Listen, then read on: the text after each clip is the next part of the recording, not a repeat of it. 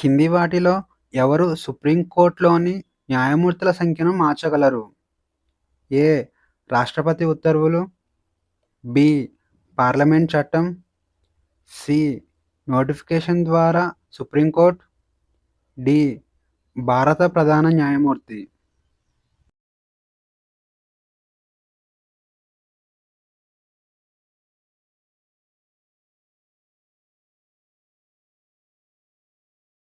Answer వచ్చేసి option B.